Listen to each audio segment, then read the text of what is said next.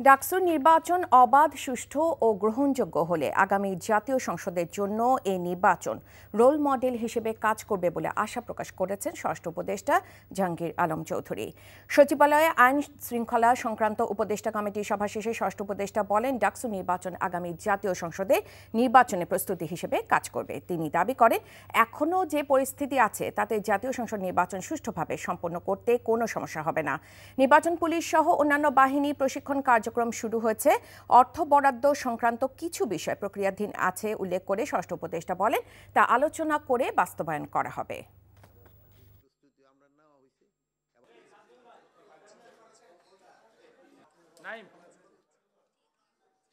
যারা এখানে ভোট দিচ্ছে তারা কিন্তু একেবারে শিক্ষিত সমাজ, সবাই একে 100% শিক্ষিত সমাজ, তারা ভোট দিতেছে।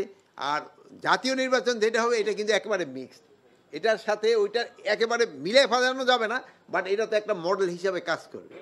জাতীয় নির্বাচনে আজকে মেইনলি আমরা আলোচনা করছি যে আমাদের ট্রেনিংটা নিয়ে, আমাদের প্রস্তুতিটা কী ধরনের প্রস্তুতিটা আমাদের নিতে হবে ওইটা নিয়ে, এবং সবাই যেন ওই যে একটা ট্রেনিং মডিউল আমরা করছি ওই ট্রেনিং মডিউলটা যেন তারা মেনে চলে। বান্ডেল থাকলে প্রতি সেনমানিতে টাকা বাঁচবে। বিকাশ সেনমানি বান্ডেল কিনে জিতুন প্রতি লেনদেনে।